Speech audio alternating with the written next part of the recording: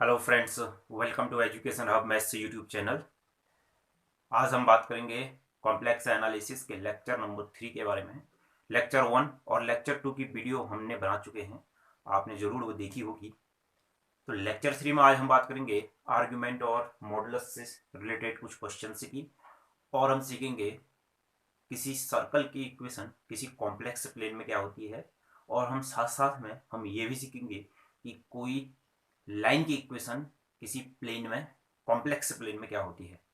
तो सबसे पहले आज का जो क्वेश्चन नंबर है एक है, पहला है, so that argument Z plus argument Z conjugate बराबर 2n पाई। मान लिया जाए कोई एक मान लिया कोई एक कॉम्प्लेक्स नंबर है Z, Z is equal to कितना है, एक्स प्लस आई वाई, और उसके कॉन्जुगेट, उसका कॉन्जुगेट क्या होगा, एक्स माइनस आई वाई। तो देखो, तो बिल्कुल ध्यान से सुनते हैं आप, क्वेश्चन क्या कहना चाह रहा है। मान लिया कोई कॉम्प्लेक्स नंबर है जेड, तो इसका आर्ग्यूमेंट क्या होगा, argument of Z is equal to कुछ ना कुछ आर्ग्यूमेंट आया होगा। ऐसे ही आर्ग्यूमेंट ऑफ जेड कॉन्जुगेट, इसका भी आर्ग्यूमेंट कुछ ना कुछ आया होगा। तो क्वेश्चन क्या कह रहा है कि किसी कॉम्प्लेक्स नंबर के आर्ग्यूमेंट मतलब थीटा वन, मैं अगर उसके कॉन्जुगेट के आर्ग्यूमेंट को ऐड कर दूं तो आंसर कितना आना चाहिए, 2n पाई आना चाहिए। अभी 2n पाई का मतलब क्या है, अब इस n की जगह मैं कुछ भी रख सकता हूँ। n का मतलब क्या होता है, इंटीजर है। अब n की जगह इंटीजर क्या रख सकता हूँ, जीरो भी रख सकता हूँ, +-1 +-2 +-3 चलते चलते। ठीक, इतनी बात आई नहीं समझ में आपको। तो यहाँ पर से जो theta one plus theta two की जो पॉसिबल वैल्यूज होंगी, एन की जगह जीरो रखूंगा तो जीरो आ जाएगा, +-1 रखूंगा तो +-2 पाई आ जाएगा, टू रखूंगा तो कितना हो जाएगा, +-4 पाई हो जाएगा, चलते चलते। तो स्टूडेंट्स आप बिल्कुल ध्यान से सुनते हैं। हम जानते हैं, मान लिया जाए, देखो अगर किसी कॉम्प्लेक्स नंबर को मैं एक्स वाई प्लेन में अगर रिप्रेजेंट करता हूं तो उस प्लेन को आर्गेंट प्लेन बोलते हैं। मान लिया जाए ये एक्स एक्सिस है, ये x x positive x axis है ये, और ये निगेटिव एक्स एक्सिस है, एक्स बार। इस यहां पर को क्या है, पॉजिटिव वाई एक्सिस है, ये निगेटिव वाई एक्सिस है। परंतु अगर कॉम्प्लेक्स नंबर में, अगर कॉम्प्लेक्स नंबर को इसमें रिप्रेजेंट करो तो ये एक्स एक्सिस को हम बोलते हैं रियल एक्सिस, रियल एक्सिस, और इस वाई एक्सिस को बोलते हैं हम negative imaginary axis, imaginary axis.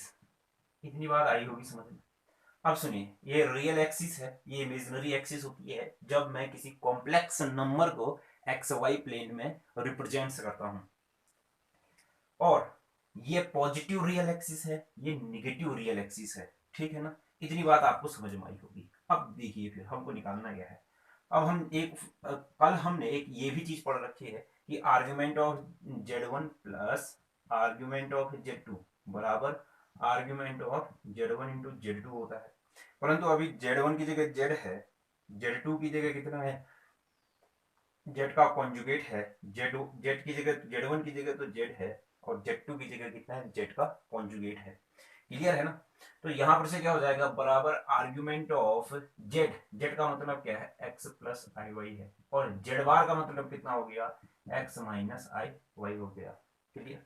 तो यहां पर को जो चीज आ जाएगी आर्ग्यूमेंट, इसको सॉल्व करेंगे, ए का स्क्वायर माइनस माइनस बी का स्क्वायर, इतना। ठीक है ना। तो अब देखिए फिर ये मैं मिट यहाँ पर से, चलो मैं यहाँ पर से यहाँ आ जाता हूँ। तो यहाँ पर को आ गया तो ये हो जाएगा आर्ग्यूमेंट हो जाएगा, और ये हो जाएगा एक्स स्क्वायर। ये आई का स्क्वायर का वैल्यू कितना होगा, -1, -1 तो माइनस माइनस ये प्लस वाई का स्क्वायर हो गया। तो ये वैल्यू हमेशा, देखो एक्स का स्क्वायर है, और अब देखो फिर ये कॉम्प्लेक्स नंबर है, एक्स प्लस आई वाई है, तो ये एक्स और वाई रियल होते हैं, एक्स वाई रियल होते हैं। तो कुल मिला के argument of Z plus argument of Z bar solve करके आ गया इतना। तो रियल का स्क्वायर एक रियल नंबर होगा, positive real number plus positive real number, तो कुल मिला करके ये मेरे पास क्या आया, argument of positive real number. और देखो argument of positive real number आया है, तो अभी इस केस में ये नंबर इस एक्सिस में होगा, जीरो से इधर की ओर को होगा। तो इसका मतलब क्या हुआ कि भैया मान लिया जाए कोई पॉइंट यहां पर को है, तो यह पॉइंट है, तो ये पॉइंट का आर्ग्यूमेंट क्या होगा, 0 होगा। ऑब्वियस सी बात है। आर्ग्यूमेंट क्या होता है, इस पॉजिटिव एक्स एक्सिस के साथ बनाया गया एंगल होता है ना। इस पॉजिटिव एक्स एक्सिस के साथ पॉजिटिव एक्स एक्सिस में ही एंगल या तो 0 बनेगा या कितना बनेगा, राउंड देखो पाई नहीं बनेगा, कितना बनेगा पॉजिटिव एक्स एक्सिस में, या तो 2 पाई बनेगा। तो इसका मतलब क्या होगा, this value is positive real number and positive real number makes angle या तो 0 या तो फिर कितना 2 पाई या तो फिर कितना 4 पाई। तो इसका मतलब क्या हो जाएगा कि argument of Z plus argument of Z bar is equal to जो आपके पास आएगा ये आ जाएगा 2n पाई, और यहाँ n बिलोंग्स टू क्या होगा हमारे पास इंटीजर, और हम जानते हैं इंटीजर से क्या होते हैं 0 प्लस माइनस 1 प्लस माइनस 2। अगर आपको समझ में आया है तो मैं अगले क्वेश्चन में चलता हूँ, नहीं समझ में आया है तो कमेंट कर दीजिए, उसको मैं दोबारा से समझा दूंगा स्टूडेंट्स। ठीक, चलिए फिर अगले क्वेश्चन की ओर चलते हैं। ये आपने नोट कर लिया होगा, इसको नोट कर लीजिए। ठीक, चलिए फिर अब हम चलते हैं अगले क्वेश्चन की ओर। इसी में एक अगला क्वेश्चन है, क्वेश्चन का पार्ट नंबर 1 था, अब क्वेश्चन का पार्ट नंबर 2 आ रहा है, और क्वेश्चन का पार्ट नंबर 2 जो आया है वो ऐसा है। क्वेश्चन का पार्ट नंबर 2 जो है वो है सो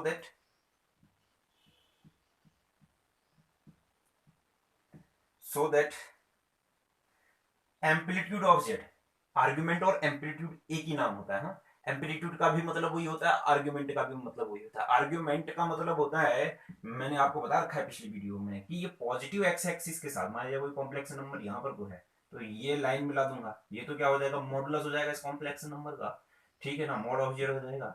और इस पॉजिटिव एक्स एक्सिस के साथ क्या एंगल बनाया है, यही हमारे पास क्या होता है मॉडुलस होता है, या फिर क्या होता है आर्ग्यूमेंट, सॉरी ये होता है आर्ग्यूमेंट या फिर एम्पलीट्यूड। तो आर्ग्यूमेंट कितना कह रखा है उसने हमसे कि एम्पलीट्यूड ऑफ जेड, या फिर इसको आर्ग्यूमेंट ही लिखते हैं आर्ग्यूमेंट ऑफ जेड, फिर minus minus argument of Z minus, ये वैल्यू क्या होगी हमारे पास प्लस माइनस पाई है, प्लस माइनस पाई। फिर क्या according as amplitude Z is positive और negative, according as according as according as amplitude Z, argument Z amplitude को या आर्ग्यूमेंट को एक ही बात है, आर्ग्यूमेंट जेड इज पॉजिटिव और निगेटिव, इज पॉजिटिव और निगेटिव और निगेटिव। तो इसके सॉल्यूशन की बात करते हैं। तो क्वेश्चन है हमारे पास, देखो argument of Z minus argument of minus Z is equal to plus minus पाई। कब, जब आर्ग्यूमेंट ऑफ जेड या तो फिर क्या हो पॉजिटिव हो तो या फिर नेगेटिव हो, चलो जो भी बात करते हैं समझते हैं इस क्वेश्चन को। ये है देखो, मान लिया जाए argument of Z is equal to मैंने कह दिया थीटा है, क्लियर, और साथ साथ में कह दिया थीटा इज पॉजिटिव कह दिया। अभी पॉजिटिव का केस ले रहा हूं, इसमें दो केस आएंगे, एक पॉजिटिव का केस आएगा एक नेगेटिव का केस आएगा, ठीक है ना। इतनी वैल्यू आई है हमारे पास, तो आप ध्यान से सुनोगे भैया। अगर मान लिया जाए कोई कॉम्प्लेक्स नंबर, देखो first quadrant, second quadrant, third quadrant, fourth quadrant, अगर कोई कॉम्प्लेक्स मान लिया जाए किसी एक क्वाड्रेंट में है, मान लीजिए मैंने कह दिया यहीं पर को है, तो जेड इक्वल टू क्या होगा, फिर दोनों एक्स और वाई पॉजिटिव होंगे, क्लियर है ना। अगर मैं इसको माइनस से इंटू करता हूं, इस कॉम्प्लेक्स को माइनस से इंटू करता हूं, तो वैल्यू क्या हो जाएगी, एक्स भी माइनस का और वाई भी क्या हो जाएगा माइनस का। तो इसका मतलब क्या हुआ, अगर कोई कॉम्प्लेक्स किसी क्वाड्रेंट में है उसको मैं माइनस से गुणा कर देता हूं, अगर मैं माइनस जेड निकाल दिया तो वह सेम टू सेम उसके कौन से भैया सामने वाले अपोजिट वाले क्वाड्रेंट में पहुंच जाएगा। जैसे इस जेड में अगर मैंने माइनस जेड इंटू किया तो कॉम्प्लेक्स नंबर अभी कहा इसके अपोजिट मतलब थर्ड क्वाड्रेंट में पहुंच जाएगा, तो वो वैल्यू हो जाएगी माइनस एक्स प्लस आई माइनस वाई, क्लियर। अगर मान लिया जाए कॉम्प्लेक्स नंबर इस क्वाड्रेंट में है, अगर इसमें मैंने माइनस से इंटू कर दिया तो वह क्वाड्रेंट कौन से क्वाड्रेंट में पहुंच जाएगा, कॉम्प्लेक्स नंबर फोर्थ क्वाड्रेंट में। मतलब कोई भी कॉम्प्लेक्स नंबर में अगर मैं माइनस इंटू करता हूं तो हम उसके कौन से कौन से क्वाड्रेंट में पहुंच जाते हैं, अपोजिट क्वाड्रेंट में पहुंच जाते हैं। फर्स्ट में होगा तो वो थर्ड में पहुंच जाएगा, और सेकंड में होगा तो वो किसमें पहुंच जाएगा, फोर्थ में पहुंच जाएगा। क्लियर, इतनी बात आ गई होगी आपको समझ में। तो देखो थीटा अगर अभी पॉजिटिव है तो इसका मतलब क्या होगा, या तो पहले क्वाड्रेंट में होगा थीटा, या फिर अगर थीटा पॉजिटिव है तो कॉम्प्लेक्स नंबर या तो पहले क्वाड्रेंट में होगा या फिर कॉम्प्लेक्स नंबर दूसरे क्वाड्रेंट में होगा। इतनी बात आपको समझ में आ गई होगी। अब देखिए अगर मान लिया जाए कॉम्प्लेक्स नंबर पहले क्वाड्रेंट में है तो सुनना, फिर ये जो एंगल बनेगा, क्या ये आर्ग्यूमेंट थीटा, यही तो ये जो एंगल बनेगा ये, यही तो एंगल मेरे पास आर्ग्यूमेंट होगा। ठीक है, देखो ध्यान से सुनना बातों को, सुनो फिर। अब देखो इससे इसको मिला दिया, ये तो मॉडुलस ऑफ जेड आ जाएगा। तो सुनो, जो ये एंगल होगा यहां से यहां तक का, ये तो पाई होगा, तो यहां से यहां तक का एंगल कितना हो जाएगा, फिर पाई प्लस थीटा होगा। क्लियर, बिल्कुल ध्यान से सुनना, ठीक है ना। अब देखो, अब ये एंगल कितना होगा, फिर यहां पर से यहां तक का ये एंगल होगा थीटा 1। तो अब सुनो फिर, अगर मैं इस पाई में थीटा ऐड करता हूं प्लस थीटा 1 ऐड करता हूं तो आंसर कितना आता है मेरे पास, 2 पाई आता है। पूरा एक चक्कर हो जा रहा है। तो इसका मतलब क्या हुआ, जो थीटा 1 आया, ये जो थीटा 1 आया, ये वैल्यू कैसे आएगा, जो ये थीटा 1 आएगा यहां से यहां तक, कहां कभी भी एंगल जो मेजर करते हैं वो एंटी क्लॉकवाइज डायरेक्शन में मेजर करते हैं, क्लॉकवाइज नहीं करते हैं, एंटी क्लॉकवाइज करते हैं। जो ये थीटा 1 का जो वैल्यू आया वो आया 2 पाई माइनस थीटा। तो थीटा 1 का जो वैल्यू आया वो आया पाई माइनस थीटा। ठीक है ना। अब देखो इस क्वाड्रेंट में एंगल, इस क्वाड्रेंट में कॉम्प्लेक्स नंबर था तो ये एंगल थीटा था, मतलब इसका आर्गुमेंट थीटा था।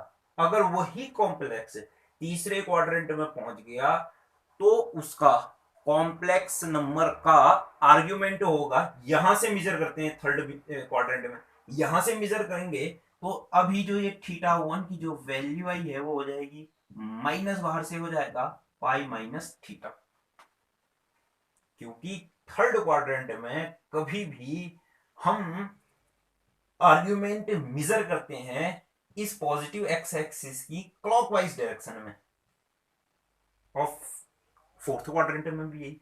फर्स्ट और सेकंड क्वाड्रेंट में हम जो आर्गुमेंट मेजर करते हैं वो है एंटी क्लॉकवाइज डायरेक्शन में मेजर करते हैं, इन दोनों में क्लॉकवाइज डायरेक्शन में मेजर करते हैं। और क्लॉकवाइज डायरेक्शन में जब मेजर करते हैं तो हमारे पास जो वैल्यू, जो एंगल होते हैं वह माइनस में आने लगते हैं। इतनी बात को समझिए अच्छी तरीके से।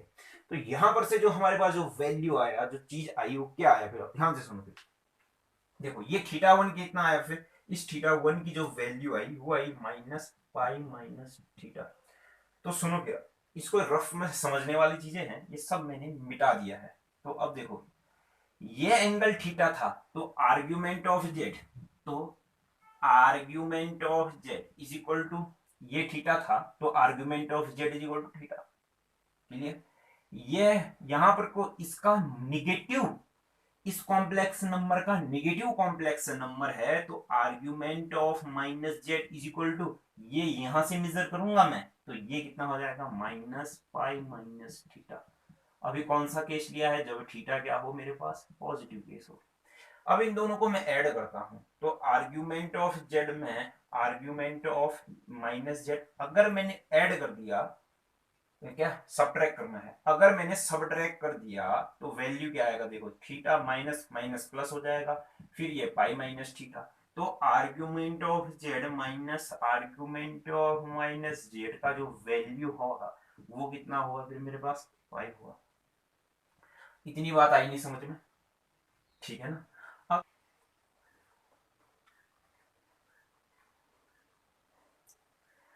तो स्टूडेंट्स आपको ये बहुत अच्छे से समझ में आया होगा, तो आप ध्यान से सुनिए। देखो अगर आर्ग्यूमेंट ऑफ जेड को आपने बोल दिया माइनस थीटा, अब दोबारा मतलब थीटा अभी क्या है हमारे पास निगेटिव, तो इसका मतलब जो कॉम्प्लेक्स नंबर है आपके पास क्या तो थर्ड क्वाड्रेंट में है या फिर फोर्थ क्वाड्रेंट में है। क्लियर, अगर आप अब यहां पर को कॉम्प्लेक्स नंबर है उसका निगेटिव करते हैं तो वह कॉम्प्लेक्स नंबर चले जाने वाला है, इसका कॉम्प्लेक्स नंबर तो यहां, इसका कॉम्प्लेक्स नंबर का निगेटिव यहां, तो इसका मतलब क्या, आर्ग्यूमेंट ऑफ माइनस जेड बराबर क्या होने वाला है फिर भैया, होने वाला तो यही है, परंतु यहां पर से ना बाहर माइनस नहीं आएगा, तो कितना हो जाएगा पाई माइनस थीटा। क्लियर। तो अब हमने क्या करना है फिर, क्यों माइनस थोड़ी ना होगा, इन दोनों पर माइनस होता है आर्ग्यूमेंट, यहां थोड़ी ना माइनस होता है, तो यहां पर से argument of Z minus argument of minus Z बराबर कितना आ जाएगा फिर माइनस थीटा, फिर कितना माइनस थीटा प्लस थीटा, तो ये वैल्यू गई, ये इससे ये गया, तो आपके पास जो argument of Z minus argument of minus Z equal to कितना है माइनस थीटा। तो इसका मतलब जो आपके पास आंसर आया argument of Z minus argument of minus Z equal to plus minus pi आ गया, कब अकॉर्डिंग एज जब आर्ग्यूमेंट ऑफ जेड पॉजिटिव था तो वैल्यू कितनी आई भैया पॉजिटिव थी, जब argument of Z minus minus theta क्या है निगेटिव है, मतलब थीटा अभी मेरे पास क्या था निगेटिव था, तो इसके आगे लिखते हुए रहना, यहां पर को लिख देना भैया theta is positive, theta is positive, और यहां पर को लिख देना थीटा इज नेगेटिव। जब थीटा नेगेटिव था तो आपके पास argument of Z minus argument of minus Z equal to minus pi आया, जब थीटा पॉजिटिव था तो argument of Z minus argument of minus Z equal to pi आ गया। तो स्टूडेंट्स ये नोट कर लीजिए। चलिए फिर आगे वाले क्वेश्चन में चलते हैं, आज के नेक्स्ट क्वेश्चन में। और नेक्स्ट क्वेश्चन क्या कहता है, कल से हम एनालिटिक फंक्शन पढ़ेंगे स्टूडेंट्स, क्या पढ़ेंगे एनालिटिक फंक्शन।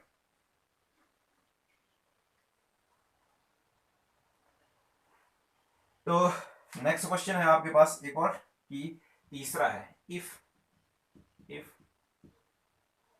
इफ Z1 का मॉडुलस बराबर Z2 का मॉडुलस, देखो दो कॉम्प्लेक्स नंबर हैं और उनका मॉडुलस हमारे पास क्या दिया गया है बराबर दिया गया है, एंड एम्पलीट्यूड एंड आर्ग्यूमेंट या फिर amplitude argument of Z1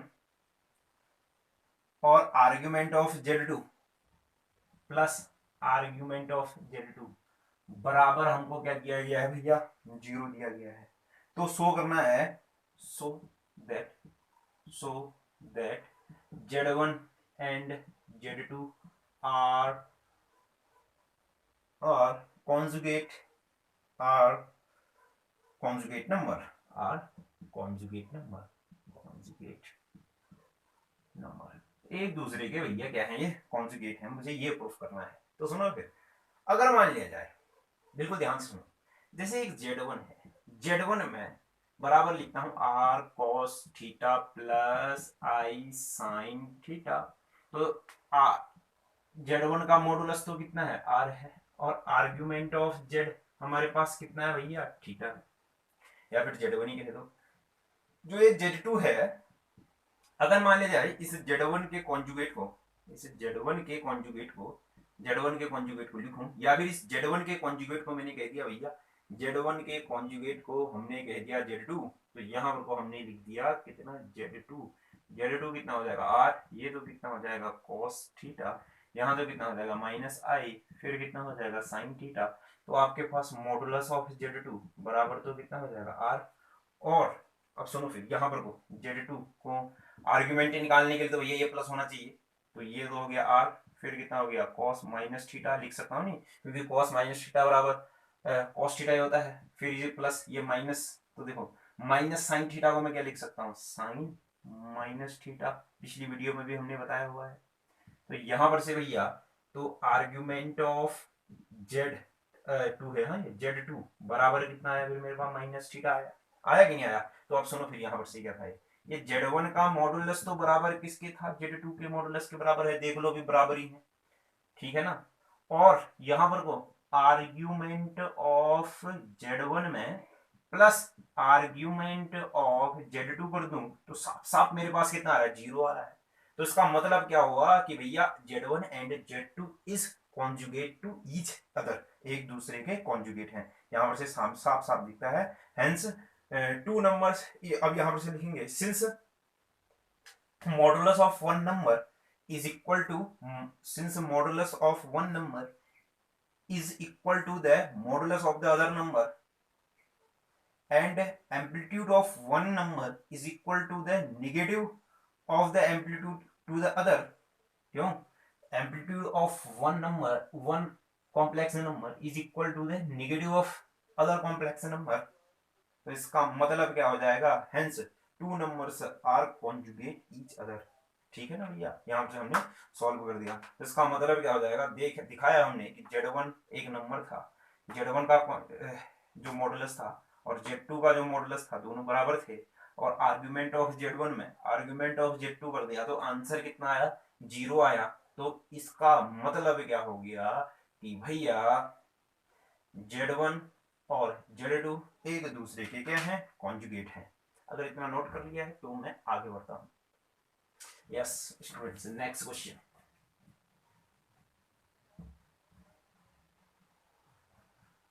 next question है आपके पास क्वेश्चन। तो स्टूडेंट्स नया क्वेश्चन है, नया क्वेश्चन आप नोट कीजिए। If P Q R point of F X Z1 Z2 Z1 प्लस Z2 respectively so that O P R Q is parallelogram. तो स्टूडेंट शुरू करते हैं इस क्वेश्चन को। देखो पी क्यू आर पॉइंट है। अब देखो एफ एक्स का मतलब क्या है, सबसे पहले तो हम समझते हैं कि ये पैरेललोग्राम क्या होता है। ध्यान से सुनिए, पैरेललोग्राम क्या होता है, ओ पी आर क्यू को पैरेललोग्राम दिखाना है। पैरेललोग्राम का मतलब होता है आपके पास एक समांतर चतुर्भुज।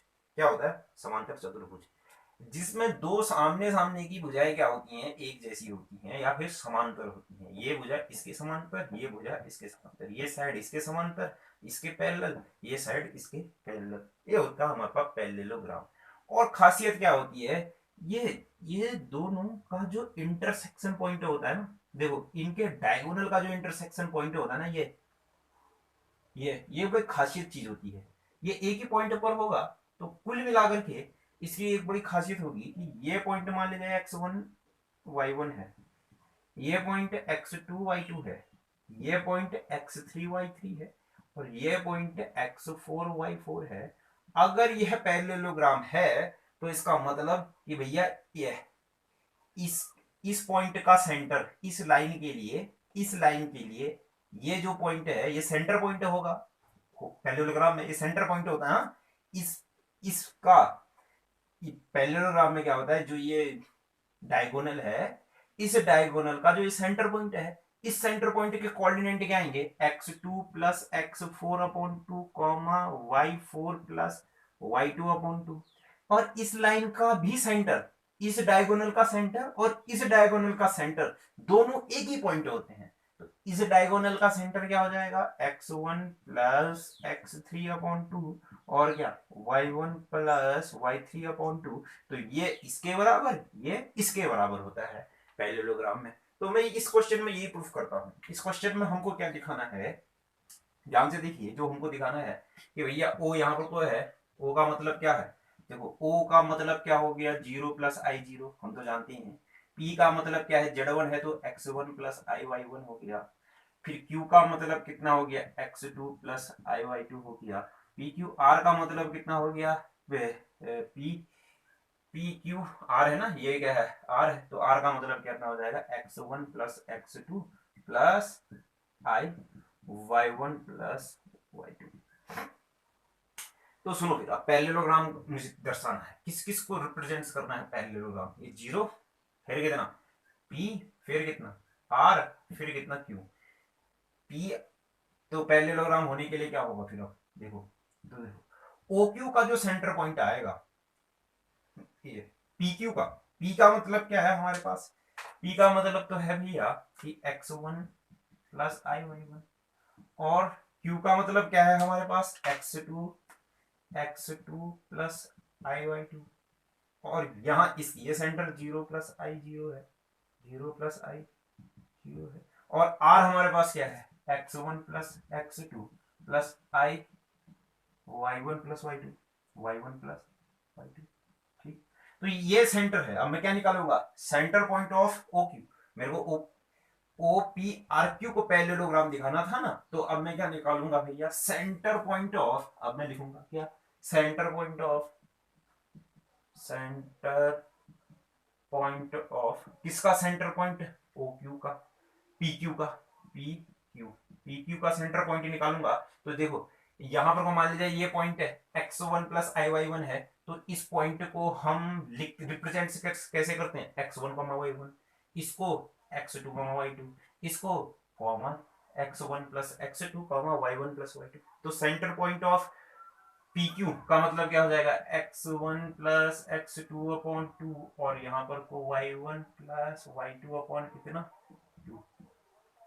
ऐसे क्या हो जाएगा, centre point of O R, centre point of O R, इस ओ आर का जो सेंटर पॉइंट होगा वो भी क्या होगा, x1 प्लस x2 प्लस 0/2, और यहां पर से क्या आ जाएगा y1 प्लस y2 प्लस 0/2। तो इसका मतलब क्या हो गया भैया, डायगोनल PQ, तो इसका मतलब क्या, diagonal centre point of diagonal PQ and centre point of diagonal OR is same. So OPRQ represents parallelogram. ठीक है ना, लिख सकते होगे ना, diagonal of QP and diagonal of OR is same, तो OPRQ रिप्रेजेंट्स पैरेललोग्राम। चलो फिर, अगर आपने एक क्वेश्चन लिख दिया है तो नेक्स्ट क्वेश्चन की ओर को बढ़ते हैं। और नेक्स्ट क्वेश्चन हमारे पास है, नेक्स्ट क्वेश्चन है बहुत ही अच्छा सा क्वेश्चन है आपके पास, गजब का एक क्वेश्चन, बेहतरीन सा क्वेश्चन। तो लिखते हैं इसको, if complex number, if the complex number, if the complex number, if the complex number, if the complex number sin x plus I cos 2x, बहुत ही अच्छा, cos 2x and cos x minus I sin 2x, I sin 2x are complex conjugate, are complex conjugate, ये दोनों एक दूसरे के complex conjugate हैं, complex conjugate to each other, एक दूसरे के कॉम्प्लेक्स कॉन्जुगेट है, then find the value of x। तो हमसे क्या है, then find the value of x। तो हमने भैया x की वैल्यू निकालनी है। सॉल्यूशन, ये क्वेश्चन नोट कीजिए, शुरू करते हैं इस क्वेश्चन को। बहुत ही अच्छा सा क्वेश्चन है, और इस क्वेश्चन को समझते हैं और इस क्वेश्चन को सॉल्व करते हैं।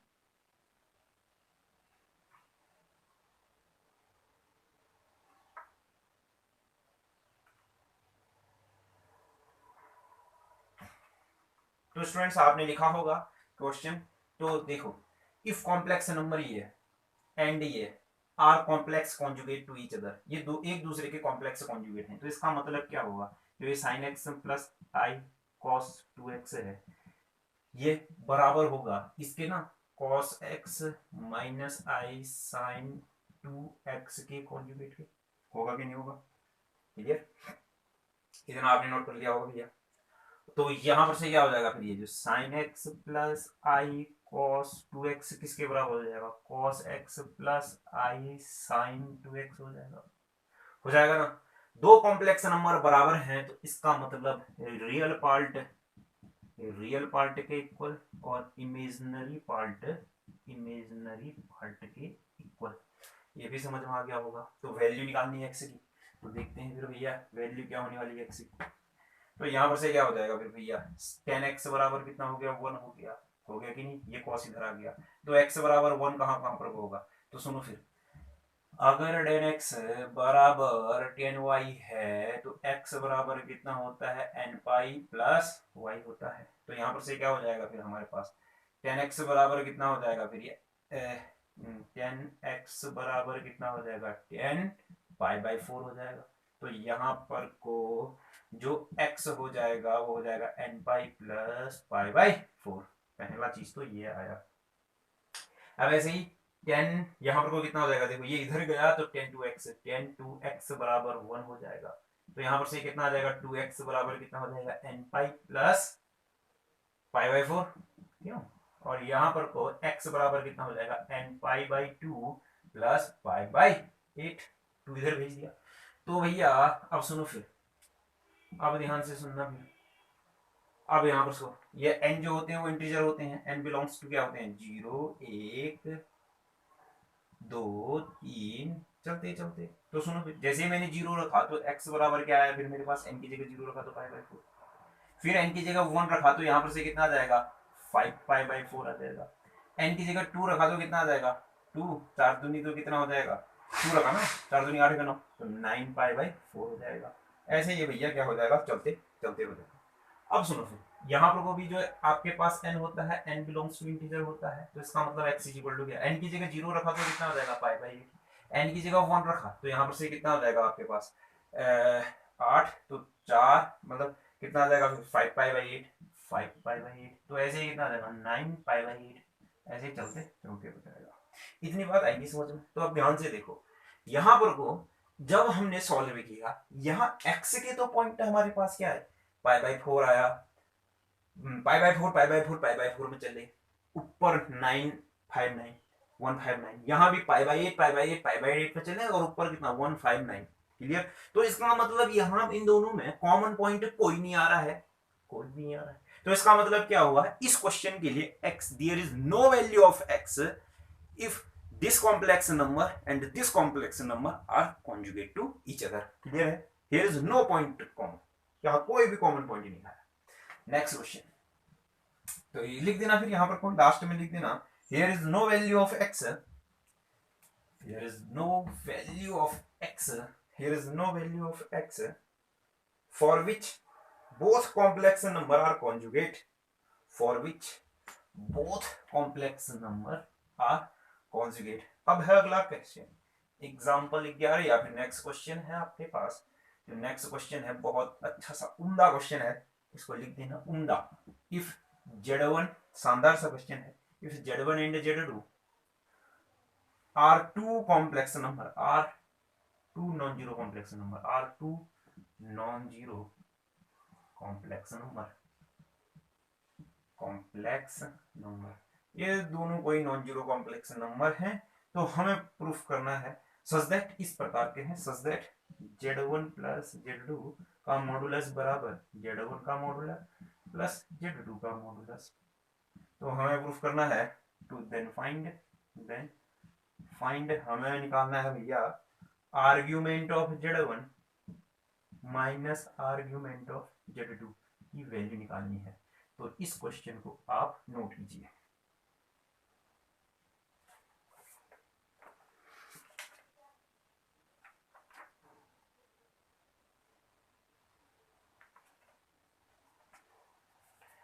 तो अगर स्टूडेंट्स आपने ये नोट किया है तो शुरू करते हैं इस क्वेश्चन को, आगे बढ़ते हैं इस क्वेश्चन के। तो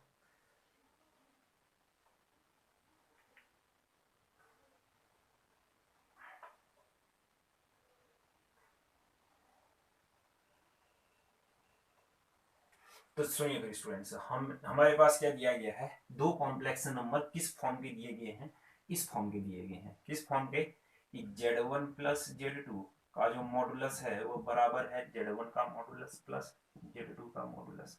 क्लियर है ना। तो यहाँ पर से मैंने कह दिया z1 बराबर x प्लस i/1 और z2 बराबर कितना कह दिया x2 प्लस i/2। क्लियर है ना। तो यहाँ पर से क्या आ जाएगा, z1 प्लस z2 का, देखो z1 प्लस z2 का मतलब क्या हो गया, x1 plus x2 plus i z1 प्लस z2 plus i y1 plus y2। Clear. तो इसका हमने मॉडुलस निकाल रखा है भैया। आप देखो यहाँ पर z1 प्लस z2 का मॉडुलस क्या आएगा, फिर मेरे पास अंडर रूट आ जाएगा। ये तो कितना हो जाएगा, x1 प्लस x2 का whole of square plus y1 plus y2 का होल ऑफ स्क्वायर आ गया नहीं, बराबर z1 का मॉडुल ये तो अंडर रूट x1 का स्क्वायर प्लस y1 का स्क्वायर, फिर प्लस कितना हो जाएगा ये x2 का स्क्वायर प्लस y2 का स्क्वायर। कितना आपने लिख दिया होगा भैया। अब इसको सॉल्व करते हैं। अब इसको सॉल्व करते हैं तो सबसे पहले तो इसको ये अंडर रूट को हटा दिया, ये अंडर रूट हटा दिया, तो इसका मतलब इधर जाकर के ये क्या हो जाएगा, का स्क्वायर हो जाएगा, स्क्वायर। तो यहाँ पर से अब हमारे पास क्या आएगा, फिर अब देखो x1 का स्क्वायर प्लस x2 का square plus 2x1 x2 plus y1 का स्क्वायर प्लस y2 का स्क्वायर प्लस 2y1 y2, फिर बराबर बराबर इसका स्क्वायर। तो यहाँ पर से क्या आ जाएगा x1 का स्क्वायर प्लस y1 का स्क्वायर, इसका स्क्वायर, तो यहाँ से आ जाएगा x2 का स्क्वायर प्लस y2 का स्क्वायर, मतलब a का स्क्वायर प्लस b का स्क्वायर प्लस 2ab, तो यहाँ से आ जाएगा 2ab, तो देखो 2ab, तो इसका पूरे का अंडर रूट हो जाएगा, क्यों? क्योंकि हम जानते हैं under root a under root b बराबर कितना होता है, अंडर रूट ab। ठीक, तो यहाँ पर से क्या हो जाएगा फिर, पूरे का जो अंडर रूट हो गया, पूरे का जो अंडर रूट हो गया, तो ये कितना आ जाएगा फिर, ये x1 का स्क्वायर प्लस y1 का स्क्वायर, और यहाँ पर वो क्या हो गया, x2 का स्क्वायर प्लस y2 का स्क्वायर। क्लियर?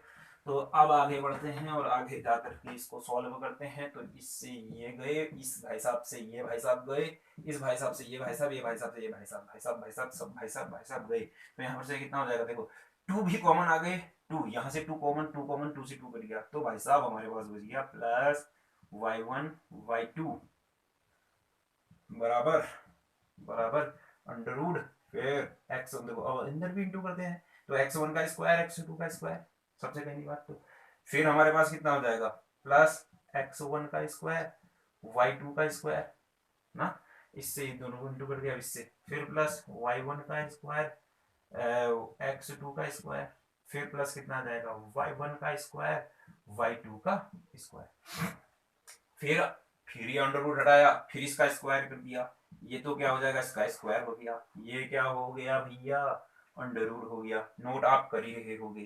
तो यहाँ पर से कितना आ जाएगा फिर, देखो ये x1 का स्क्वायर, सॉरी ये x2 होगा यार, x2 का स्क्वायर प्लस y1 का स्क्वायर y2 का square plus 2x1 x2 plus 2x1 x2 और y1 y2 बराबर x1 का स्क्वायर x2 का स्क्वायर प्लस x1 का स्क्वायर y2 का स्क्वायर प्लस y1 का स्क्वायर x2 का स्क्वायर और y1 का स्क्वायर y2 का स्क्वायर।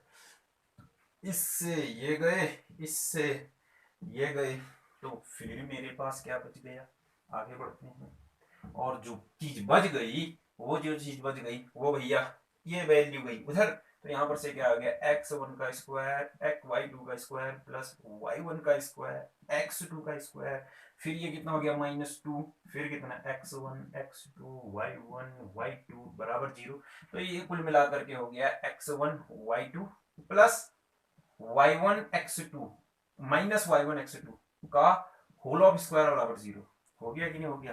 तो कुल मिलाकर के ये जो चीज आ गई हमारे पास, वो क्या आ गई भैया, तो ये हो गया x1 y2 minus y1 x2 बराबर 0, तो कुल मिला के क्या आया, x1 y2 बराबर y1 x2, तो फिर क्या आया x1 x2 और यहाँ से आ जाएगा y1 y2, तो क्या होगा, आप देखो ध्यान से y1 y2, ये इतना आ रहा है, इतना ना, दोनों बराबर हैं तो इसको बोल दो k के बराबर, तो इसका मतलब क्या हो गया फिर, ये x1 बराबर तो है k x2 के, और y2 बराबर है कितना, k y1 बराबर है कितना, k y2 के, तो कुल मिलाकर के जो आपके पास कॉम्प्लेक्स नंबर है z1 x1 plus i y1, और जो z2 है x2 प्लस i y2, तो ये z2 बराबर क्या हो गया, x2, जो x1 है वो तो वैल्यू कितनी है, kx2, तो इसका मतलब क्या हो जाएगा, ध्यान से सुनो फिर, जो z1 हो गया, क्या ये मेरे पास k z2 आएगा कि नहीं आएगा, या तो सॉल्व करो ना अच्छी तरीके से, तो देखो एक बार ध्यान से देखो मैं क्या कर रहा हूँ, मैंने z1 इक्वल टू ये x1 की जगह तो kx2 रख दिया प्लस इसकी जगह k y2 रख दिया, तो यहाँ से z1 आ गया, k कॉमन आया तो बच गया, फिर कितना z2 बच गया, बच गया कि नहीं बच गया, क्लियर?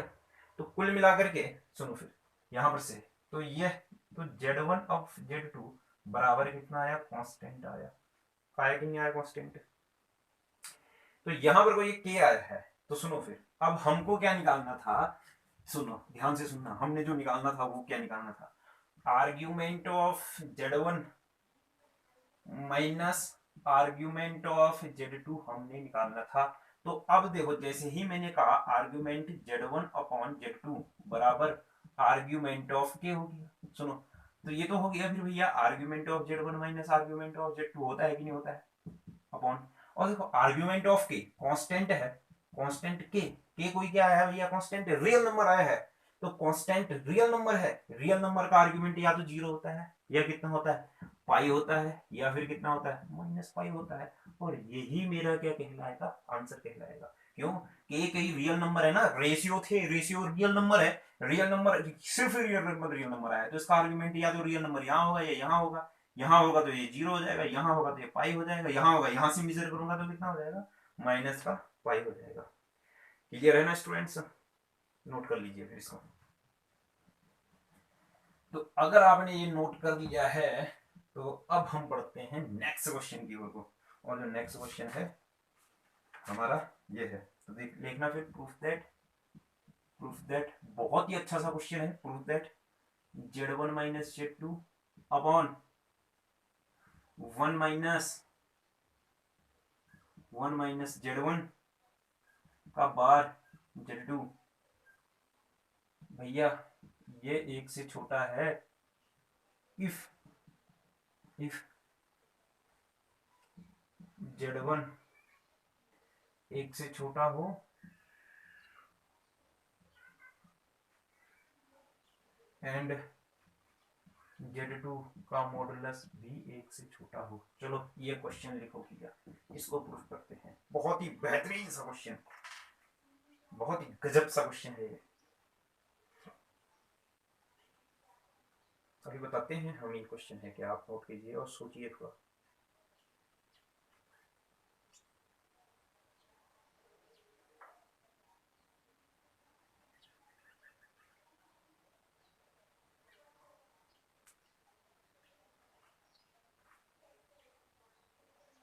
तो अब ध्यान से सुनिए फिर स्टूडेंट्स एक क्वेश्चन को। देखो अगर मुझे ये दिया गया है, ये कब ट्रू होगा जब ये z1 भी 1 से छोटा हो, z2 भी 1 से छोटा हो। ठीक है ना, तो शुरू करते हैं। तो चलो ये हमको दिया है भैया, ये z1 है, ये माइनस z2 है, ये हमको दिया है, ये वैल्यू गया इधर, तो ये कितना हो जाएगा फिर सुनना। फिर देखो modulus of z1 of z2 का होल मॉडुलस क्या होता है, z1 का मॉडुलस अपॉन कितना होता है z2 का मॉडुलस होता है। तो भैया ये अपॉन में क्या हो जाएगा फिर, ये तो क्या हो जाएगा 1, और यहाँ पर से ये कितना हो जाएगा 1 माइनस z1 का मॉडुलस और z, ये वैल्यू गया इधर तो यहाँ से आ जाएगा z1 माइनस ये z2 है, z1 माइनस z2, तो ये जो हो गया भैया ये इधर गया के तो मॉडुलस 1 माइनस z1 का कॉन्जुगेट और z2। क्लियर। अगर मैंने इन दोनों तरफ स्क्वायर कर दिया, दोनों तरफ क्या कर दिया फिर भैया स्क्वायर कर दिया, और जैसे ही मैंने स्क्वायर कर दिया तो हम जानते हैं कि मॉडुलस z का स्क्वायर बराबर कितना होता है z1 z और z का कॉन्जुगेट। तो यहाँ पर से क्या हो गया z1 माइनस z2, और यहाँ पर को क्या हो गया फिर z1 माइनस z2 का कॉन्जुगेट, और यहाँ भी क्या हो जाएगा 1 माइनस z1 कॉन्जुगेट z2, और यहाँ पर हो जाएगा 1 माइनस z1 कॉन्जुगेट z2 का होल कॉन्जुगेट। क्लियर है, ये भी नोट कर लीजिए। तो अब सुनिए फिर यहाँ पर से ध्यान से, ये सब मैं मिटा देता हूँ, बाद में बात करूंगा इसकी, तो इस पहले मैं आगे तो बढ़ूं। तो सुनो फिर, हम जानते हैं कि भैया z1 प्लस z2 का होल कॉन्जुगेट या फिर माइनस हो तो इसका होता है z1 का कॉन्जुगेट प्लस माइनस z2 का कॉन्जुगेट। तो यहाँ पर से जो चीज आएगी वो हमारे पास क्या आ जाएगी, फिर आप ध्यान से सुनेंगे तो देखेंगे समझेंगे। तो z1 हो जाएगा माइनस z2 हो जाएगा, और यहाँ पर को भैया क्या हो गया फिर हमारे पास z1 माइनस z2 का कॉन्जुगेट, ये ऐसा हो गया। क्लियर। फिर यहाँ पर हो जाएगा, फिर हमारे पास क्या हो जाएगा, तो 1 माइनस z1 z2 है, और यहाँ पर हो जाएगा 1 माइनस z1 का कॉन्जुगेट और z2 का होल कॉन्जुगेट। क्लियर है ना। तो ये सब मैंने मिटा दिया, तो यहाँ पर से क्या हो जाएगा फिर आप ध्यान से देखिए, अंदर इंटू कर दूं तो z1 का कॉन्जुगेट, फिर माइनस z1 z2 का कॉन्जुगेट, फिर ये माइनस z2 z1 का कॉन्जुगेट, फिर ये प्लस z2 z2 का कॉन्जुगेट, फिर यहाँ पर देखो ध्यान से सुनो, ये कॉन्जुगेट हो गया, ये हम जानते हैं z1 z2 का होल कॉन्जुगेट बराबर कितना था z1 का कॉन्जुगेट इनटू z2 का कॉन्जुगेट। तो यहाँ पर से क्या हो गया फिर भैया, इसका कॉन्जुगेट ये और इसका कॉन्जुगेट ये हो गया, और हम जानते हैं z1 के कॉन्जुगेट का कॉन्जुगेट z1 होता है, तो ये कितना हो गया फिर आपके पास z1 हो गया। आई नहीं बात समझ में? क्लियर। तो यहाँ पर से क्या हो गया फिर, ये वन इससे इंटू हो गया और ये वन इससे इंटू हो गया तो माइनस Z1 Z2 का कॉन्जुगेट ये वन, ये इससे इंटू हो गया तो माइनस Z1 का कॉन्जुगेट Z2, फिर ये इससे हो गया तो प्लस Z1 और यहाँ पर से कितना Z2 और ये कितना हो जाएगा फिर भैया, ये तो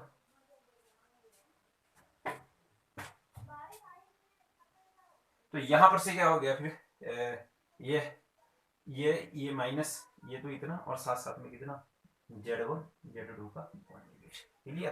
तो यहां पर से चीजें क्या होगी, देखो ये Z1 इससे ये क्या क्या कर रहा है भैया, देखो Z1 Z2 Z1 Z2 minus minus ये दोनों गए, Z1 का कॉन्जुगेट Z2 ये और ये दोनों भी गए, तो बच कितना गया फिर यहाँ पर से मॉडुलस ऑफ Z1 का तो होल ऑफ स्क्वायर, फिर प्लस मॉडुलस ऑफ Z2 का स्क्वायर, फिर यहाँ पर से 1 प्लस Z, देखो Z मॉडुलस ऑफ Z का स्क्वायर और मॉडुलस ऑफ Z2 का स्क्वायर, ये बच गया भैया हमारे पास इतना सारा, ये सब इधर आ गया तो मॉडुलस ऑफ Z1 का square plus modulus of Z का स्क्वायर माइनस का तो 1 माइनस का Z1 का स्क्वायर और Z2 का स्क्वायर, फिर ये क्या हो गया इज लेस देन 0, तो यहां पर को ये तो हो गया हमारे पास Z1 का स्क्वायर माइनस 1, कोई दिक्कत नहीं, इन दोनों में देखो ये और ये इन दोनों में फिर प्लस मॉडुलस ऑफ Z2 का स्क्वायर आया कॉमन, तो क्या बच गया फिर हमारे पास, क्या बच गया यहाँ तो 1 बच गया और यहाँ पर को बच गया फिर माइनस Z1 के कॉन्जुगेट का स्क्वायर इज लेस देन 0, तो यहाँ पर हो गया फिर भैया टोटल चीज जो आई वो हमारे पास क्या आई, वो हमारे पास क्या आई फिर यहाँ पर से Z1 का तो Z1 के मॉडुलस का तो स्क्वायर माइनस 1, फिर यहाँ पर को क्या माइनस कॉमन ले लिया तो ये कितना हो गया Z2 के मॉडुलस का स्क्वायर, तो माइनस जैसे ही कॉमन ले लिया तो यहाँ से मॉडुलस ऑफ Z1 का स्क्वायर आ गया माइनस 1 आ गया, तो ये भैया 0 हो गया, तो फिर मॉडुलस ऑफ Z1 का स्क्वायर माइनस 1 तो बच गया और साथ साथ में कितना बचा 1 माइनस मॉडुलस ऑफ Z2 का whole of square is less than 0, clear है ना। तो टोटल जो हमारे पास चीज बच गई वो तो बच गया मॉडुलस ऑफ Z का स्क्वायर माइनस 1, तो भैया ये चीज ही बच गई इतनी, तो सुनो फिर क्वेश्चन क्या था Z1 minus Z2 upon 1 minus Z1 का मॉडुलस Z1 का कॉन्जुगेट और Z2, ये जो है भैया वो क्या है एक से छोटा है, कब इफ हमारे पास क्या इफ Z1 का मॉडुलस एक से छोटा हो, ये हमारे पास क्या एक से छोटा था कब जब मॉडुलस ऑफ Z1 और मॉडुलस ऑफ Z2 दोनों एक से छोटे हो, तो सुनो फिर ये सॉल्व करके आया है, ये चीज सॉल्व करके आई है, ये वैलिड कब होगी जब ये दोनों होगा, कैसे ध्यान से सुनो, इसको सॉल्व करके आया है ये, तो देखो यह वैलिड होगा, देखो इनइक्वालिटी 1 विल होल्ड, अब मैं ये लिखता हूं इसको बोल देता हूं भैया, ऊपर जो था हमारे पास जो भी क्वेश्चन था उसको इनइक्वालिटी 1 बोल देता हूं, जो ये Z1 माइनस Z2 ये वाला था 1 माइनस Z1 का डैश Z2, इसको इनइक्वालिटी 1 बोल, तो अब मैं क्या बोलता हूं इनइक्वालिटी विल होल्ड व्हेन जब हमारे पास क्या हो ये हो, अब बताओ क्यों, क्यों ध्यान से सुनो, देखो और समझो, देखो भैया ये Z1 का मॉडुलस एक से छोटा होना चाहिए, तो सबसे पहली बात तो एक से छोटा होगा तो ये Z1 का मॉडुलस क्या 0 से तो बड़ा होना ही है, आई नहीं बात समझ में, क्योंकि मॉडुलस ऑफ Z कभी भी नेगेटिव होता नहीं हम जानते, तो भैया ये एक से छोटा हो गया तो ये वैल्यू अगर एक से छोटी हो गई तो इसका स्क्वायर करूंगा तो और एक से छोटा, तो ये वैल्यू आ गई मेरे पास नेगेटिव आ गई, आई नहीं ठीक, ये भी भैया एक से क्या होना चाहिए छोटा होना चाहिए, तो इसका मतलब एक से छोटा होना चाहिए 0 से, तो ये अगर एक से छोटा हुआ तो फिर भैया उसका मैंने स्क्वायर कर दिया तो वो तो एक से और छोटा, फिर ये वैल्यू क्या आ गई पॉजिटिव आ गई, तो देखो पॉजिटिव में निगेटिव इंटू किया तभी तो ये फिर क्या है निगेटिव आया, तो इसका मतलब ये चीज 0 से छोटी आई, कब जब ये Z1 का मॉडुलस और Z2 का मॉडुलस दोनों हमारे पास क्या है एक से छोटे हैं। तो स्टूडेंट्स ये क्वेश्चन आपको समझ में आया होगा, ये बहुत ही अच्छा सा क्वेश्चन था हमारे पास और इसको नोट कर लीजिए और इसको अच्छे से समझ लीजिए, तो लिख देना फिर लास्ट में ये समझने के लिए इतनी सारी चीज। तो स्टूडेंट्स मिलते हैं अब लेक्चर नंबर 3 में। लेक्चर नंबर 3 एनालिटिक फंक्शन होगा कल। तो नेक्स्ट क्वेश्चन में मिलते हैं।